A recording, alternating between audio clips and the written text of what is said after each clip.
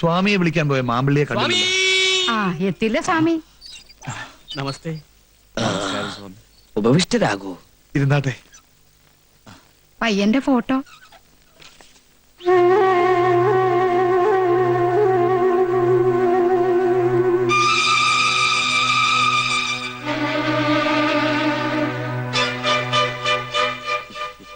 പേരിൽ നാഗത്തിന്റെ പര്യായം ഉണ്ടാവണമല്ലോ. കൂടെ ഭഗവാനും. അതെ, അനന്തൻ എന്നാ പേര്. അനന്തപത്മനാഭൻ. ഞങ്ങളൊക്കെ പപ്പനെന്നാ വിളിക്കാറ്. സ്വാമി, ആ പുരുഷൻ തന്നെയല്ലേ ഈ പുരുഷൻ? അതേ പരികർമ്മേ. ഏതു പുരുഷന്റെ കാര്യമാണാവോ പറയണത്? ഇന്നല്ലെങ്കിൽ നാളെ ഇങ്ങനെ ഒരു പുരുഷ ജാതകം ഈ തറവാട്ടിലെത്തുമെന്ന് സ്വാമി എന്നോട് പ്രവചിച്ചിരുന്നേ. സത്യാണോ? സത്യം, എന്നോടും പറഞ്ഞിരുന്നു. പൂയം തൊട്ടൊരു 3 കേട്ട മുതലഞ്ചന ഹിതാരസ്ത്രയ. തിരുവാതിര നക്ഷത്ര ജാതകയ്ക്ക് ചേർന്ന ജാതകാരൻ തന്നെ. 9 പൊരുത്തങ്ങളും നാം കാണുന്നു. ഇപ്പോൾ ഈ മുഖശ്രീമാൻ സ്ഥലത്തില്ല അല്ലേ? ഡൽഹിയില. ഇപ്പോൾ വലിയ നിലയില. നാട്ടിലൊരു കൂറ്റൻ ബംഗ്ലാവ് പണിയിപ്പിച്ചോണ്ടിരിക്കുക. എന്നാൽ തീരുമാനിച്ചോളൂ. ആതിരയുടെ വരൻ ഈ മുഖശ്രീമാൻ തന്നെ. അനന്തൻ, അനന്തപത്മനാഭൻ. ഇനി ഒട്ടും വൈകിക്കണ്ട. ശരി. വരൂ പരികർമ്മി. താനുണ്ടാന്ന് പറഞ്ഞാൽ എങ്ങനെയാ? കണ്ടിട്ട് എന്തിനാ? എന്റെ ഇഷ്ടം ഇവിടെ ആർക്കും ഒരു പ്രശ്നമല്ലല്ലോ. വാശി പിടിക്കല്ലേ മോളെ. നീ ഇതൊന്ന് നോക്കൂ, എന്നിട്ട് പറ. ദേ, ഇഷ്ടായില്ലെങ്കിൽ മുത്തച്ഛനോട് ഞാൻ പറയാം. നോക്കൂ.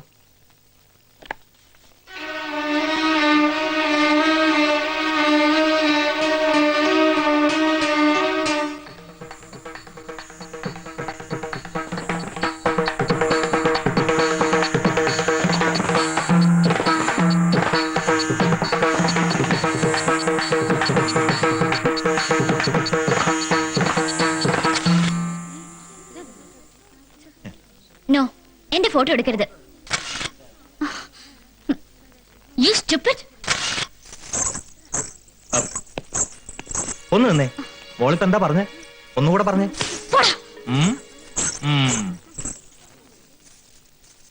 അനന്തപത്മനാഭൻ നിന്നെ വിടുന്ന മട്ടില്ലല്ലോടി. പെമ്പിളാരുടെ കൈയുടെ ചൂടറിഞ്ഞിട്ടാ.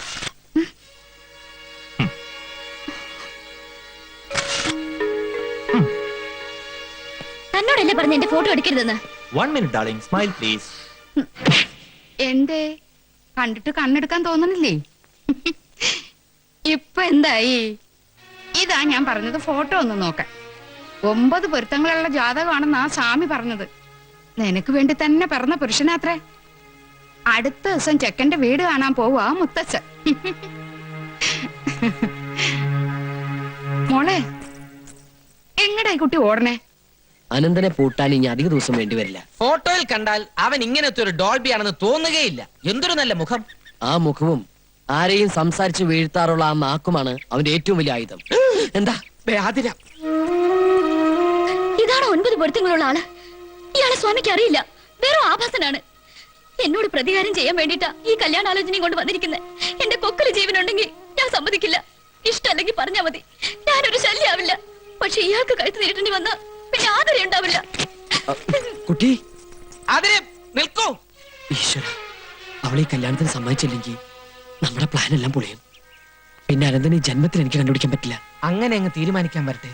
ദൈവം നമ്മളെ വഴിയാധാരമാക്കാതിരിക്കില്ല. എന്തേ?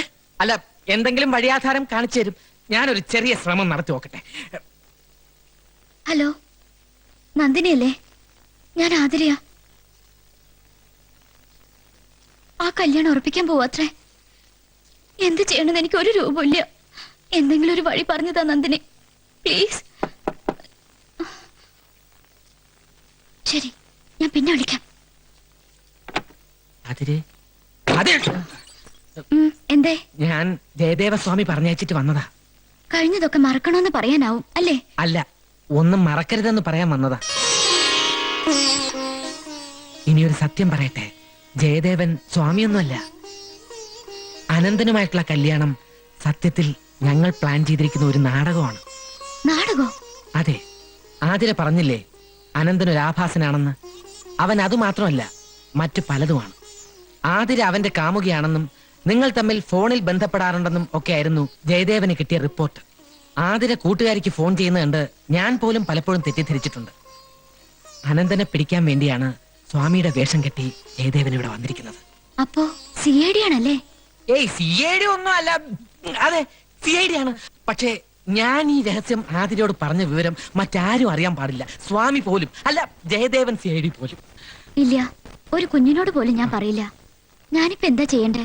അനന്തനുമായിട്ടുള്ള വിവാഹത്തിന് സമ്മതിക്കണം. പക്ഷേ ആതിരയുടെ കഴുത്തിൽ താലി കെട്ടുന്നത് CID ആയിരിക്കും. ജയദേവൻ CID. സത്യാണോ? അതെ, കല്യാണം നടക്കുമെന്നുള്ളത് 100% സത്യമാണ്. ദാ ഇത് വാങ്ങിക്കോളൂ. CID ജയദേവൻ തന്നയച്ചതാ. ഇത് ആതിരയ്ക്ക് വേണ്ടി പ്രത്യേകം വാങ്ങിയതാ. ഇഷ്ടമാണെങ്കിൽ കയ്യിലണിയണം. എനിക്കിഷ്ടാണ്, 1000 വട്ടം. ഉത്തരം അനുകൂലമേ ആവുള്ളൂ എന്ന് എനിക്ക്.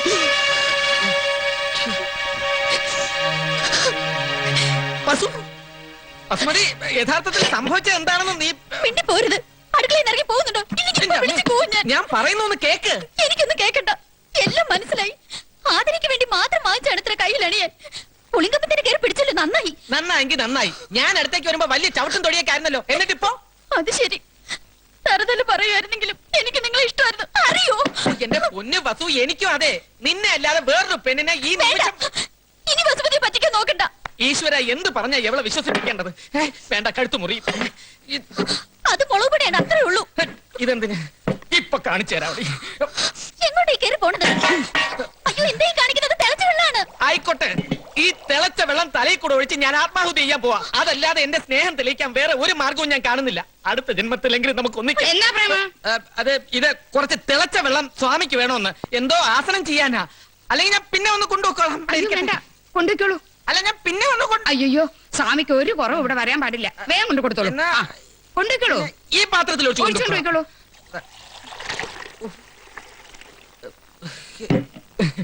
വേഗം കൊണ്ട് കൊടുക്കും. ആ, അല്ല, ഈ തിളച്ച വെള്ളം കൊണ്ട് എന്താസനം ചെയ്യാനാ? ആ, എനിക്കറിയില്ല.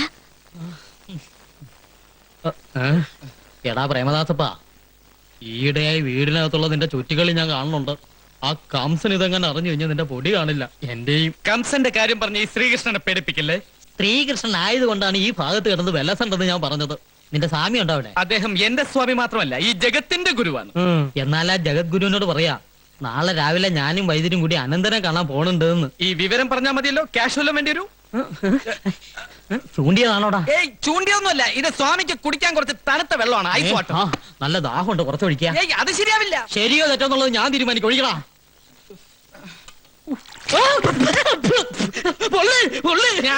ഞാൻ അപ്പഴേ പറഞ്ഞില്ലേ ശരിയാവില്ല എന്ന്. എന്താ ചിരിക്കണേ? ഇപ്പഴാ മാമ്പള്ളിയുടെ പേര് ശരിയായത്. മാമ്പൊള്ളി.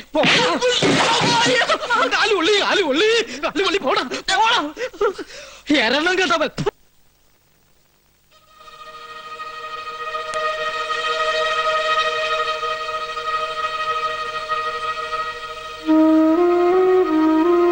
ആ, ഉണന്നോ? എന്ത് സ്വപ്നം കണ്ടിട്ടാ കിടന്നിരുന്നേ? ഉറക്കത്തിൽ എന്തൊക്കെയോ പിറുവിറുക്കം ചിരിക്കുകയൊക്കെ ചെയ്യണ്ടായിരുന്നല്ലോ. എന്താ അതിരെ? എന്തു പറ്റി? വെളുപ്പാങ്കാലത്ത് കാണുന്ന സ്വപ്നം ഫലിക്കുന്നല്ലേ പറയാ? എന്ത് സ്വപ്നം കണ്ടേ? ജയദേവേട്ടനും അല്ല, ജയദേവ സ്വാമിയും ഞാനും തമ്മിലുള്ള കല്യാണം. പക്ഷേ മാലയിടാൻ കയ്യിലെടുത്തപ്പോ പെട്ടെന്ന് ആരോ വിളിച്ചു. ഞെട്ടി ഉണർന്നപ്പോ വളകളൊക്കെ പൊട്ടിക്കിടക്കണു. ഇത് ദുശകുനാണോ വസു? എനിക്കറിയില്ല, സ്വാമിയുടെ തന്നെ ചോദിക്കുക. ദുശകനാന്നൊന്നും പറയാൻ പറ്റില്ല. നമ്മൾ കാണുന്ന സ്വപ്നങ്ങളൊക്കെ സത്യമായിക്കൊള്ളൊന്നുമില്ല. നമ്മളൊന്ന് വിചാരിക്കുന്നു, ദൈവം. വേണ്ട, ഇക്കാര്യത്തിൽ ദൈവം മറ്റൊന്ന് തീരുമാനിക്കാൻ ഞാൻ സമ്മതിക്കില്ല. മറിച്ചൊന്നും പറയരുതേ. ഒത്തിരി മോഹിച്ചു പോയി. എന്നെ വിട്ടിട്ട് പോവരുത്. അതിനെ അങ്ങനെയല്ലേ?